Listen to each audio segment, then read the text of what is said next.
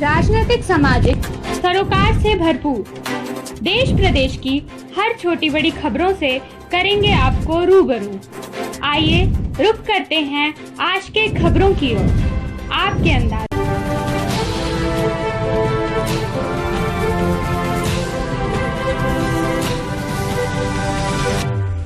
चंदा वालिया को मिली जान एसआई मारने की धमकी, ससुराल वालों के द्वारा ना ही थाना इंदौर प्रशासन लिख रही एफआईआर।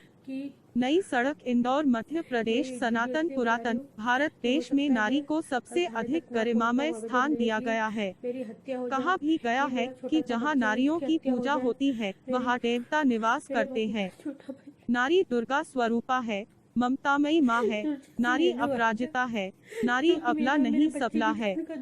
लेकिन यह शब्द सुनने व पढ़ने में जितना भी अच्छा लगे, लेकिन वर्तमान समय में जहां महिला सशक्तिकरण का शोर सुनाई दे रहा है, नारी सुरक्षा के नाम पर, महिला थाना आदि के नाम पर सरकार द्वारा करोड़ों का खर्च वहन किया जा रहा है।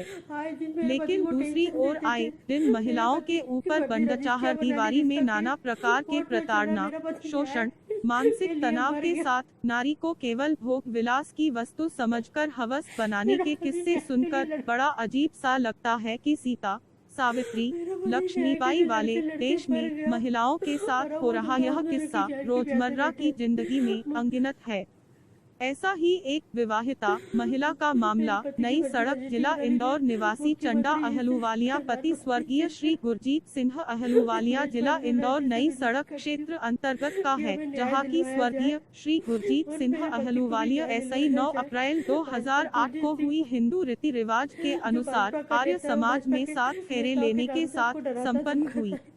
उस समय पीड़िता चंदा वालिया के ससुराल वालों ने किसी तरह की मांग नहीं की थी, न ही इनके विवाह ऐसी कोई आपत्ति हुई। विवाह के साल बाद जब पीड़िता चंदा वालिया के पति स्वर्गीय श्री गुरजीत सिंह अहलूवालिया का अचानक हृदय का दौरा के कारण मृत्यु हो जाती है और उसी दिन एसआई पीड़िता के ससुराल वाले एवं उनके देवर सुरजीत सिंह अहलूवालिया व उसके दोस्त ओम पनेरी की अश्लील करना शुरू कर चंदा वालिया को जान एसआई मारने की धमकी दी। उसके बाद पीड़िता की आवाज सुन उनके आसपास के लोग एवं उनके परिजन, जिसकी सूचना पीड़िता ने फेसबुक के माध्यम एसआई रुद्र शक्ति सेना राष्ट्रीय हिंदूवादी संस्था के नारी शक्ति राष्ट्रीय हेल्पलाइन नंबर पर कॉल कर मदद की गुहार लगाई। तो रुद्र शक्ति सेना के द्वारा पीड़िता की बातों को सुनने के संस्था ने कहा कि अगर आपकी बातें सच्ची है तो रुद्र शक्ति सेना आपको न्याय जरूर दिलाएगी और पीड़ितों की तरह। उसके बाद पीड़िता ने बताया कि उनके ससुराल वालों के द्वारा साथ में यह भी दबाव बनाया जाता है कि वह अपने घर वालों के सिवा किसी एसआई कहा तो इसकी कीमत जान देकर चुकानी पड़ेगी। इस तरह लगातार पीड़िता चंदा वालिया को प्रताड़ित किया जाता रहा। पीड़िता ने लिखित तहरीर में बताया कि जब उनकी पति की मृत्यु हो गई उसके बाद देवर सुरजीत सिंह अहलूवालिया व उसके दोस्त ओम पनेरी की अश्लील हरकत कर जान एसआई मारने की धमकी दी, जिसकी सूचना पीड़िता ने अपने नजदीकी थाना में दी, पर प्रशासन के द्वारा आज तक पीड़िता को कोई भी मदद नहीं मिली, न ही आरोपियों को सजा और न ही पीड़िता का आज तक थाने वालों ने एफआईआर लिखा। बस प्रशासन के द्वारा आश्वासन मिलता रहा। पूरे परिवार को इसकी जानकारी थी, लेकिन परिवार के दबाव व लोक लज्जा के डर एसआई सब कुछ के बाद भी पीड़िता सहती रही। आज पीड़िता खुद एसआई ज्यादा अपने बच्चे की जिंदगी प्यारी है, जिसके लिए पीड़िता ने अपना वीडियो बनाकर समस्त मध्य प्रदेश निवासी एवं देश की जनता एवं रुद्र शक्ति सेना एसआई न्याय की मांग कर रही है और पीड़िता की मदद के लिए अपनी टीम जिला इंदौर सदस्य नीतू हिंदू को कार्य सौंप दी है और बहुत जल्द पीड़िता को न्याय दिलाएगी। रुद्र शक्ति सेना नारी शक्ति परिवार, आप सभी देखें पीड़िता का पूरा वीडियो और अपनी अपनी राय लिखे कमेंट बॉक्स में और इनके वीडियो को ज्यादा लोगों को शेयर करें ताकि पीड़िता को रुद्र शक्ति सामाजिक संगठन की जानकारी मुझे अपने ऊपर हो रहे अत्याचारों की जब वीडियो मैंने सोशल मीडिया पर डाली, उसके माध्यम से मुझे इस संगठन की जानकारी प्राप्त हुई है। मैं स्कीम नंबर 114 मकान नंबर 32 में निवास करती हूँ। मेरी शादी गुरजीत सिंह अहलूवालिया से 2008 में हुई थी और गुरजीत सिंह और मेरा 8 साल का बेटा भी है। और मेरी शादी को 17 वर्ष हो चुके हैं। मेरे पति का निधन 31 मई को हार्ट अटैक से हो गया है।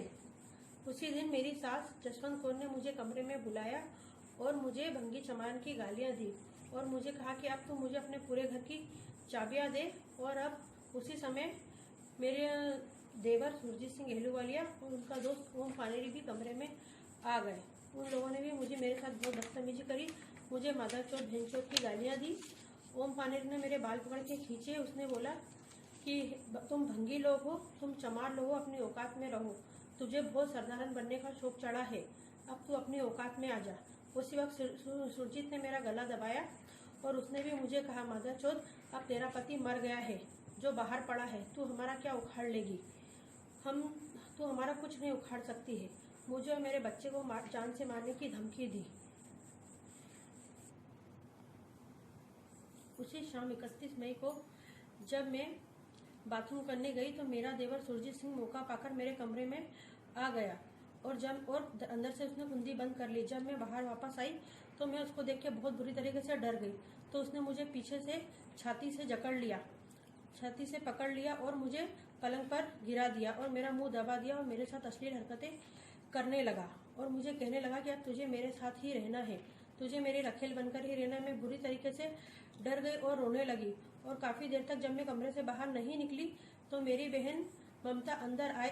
ममता ने दरवाज़ा खटखटाया तो सुरजीत ने दरवाजे की कुंडी खोली और सीधे बाहर चला गया। मैं बुरी तरीके से रोने लगी। तभी मेरे जेठ जी आए और उन्होंने मुझे पूछा कि क्या हुआ। तब मैंने उनको अपनी आप बीती बताई मैंने उनको अपनी और बताया कि सुरजीत ने मेरे साथ ये गलत हरकत करी है। तब मैंने अपने अत्याचार के खिलाफ हो रहे अत्याचार का खिलाफ आवेदन 6 जून को थाने में दिया है, जिस पर आज दिन तक कोई कार्रवाई नहीं हुई है। लगातार थाने के चक्कर काट रही हूँ और मेरे बच्चे को लेकर मैं बहुत परेशान हूँ और थाने से भी कोई एफआईआर नहीं हुई है और कोई मेरी मदद करने को तैयार नहीं हो रहा है। मैं रुद्र शक्ति सेना सामाजिक संगठन से हाथ जोड़कर विनती करती हूँ कि मुझे न्याय दिलाया जाए। मुझे मेरे बच्चे की जान को बहुत खतरा है और खुलासा फर्स्ट अखबार वाले मेरे चरित्र को लेकर गलत खबरें छाप रहे हैं। मेरी खबर सुने बिना वो मेरे ऊपर गलत इल्जाम लगा रहे हैं। इसलिए मैं आपसे हाथ जोड़ के विनती करती हूँ कि मुझे न्याय दिलाए।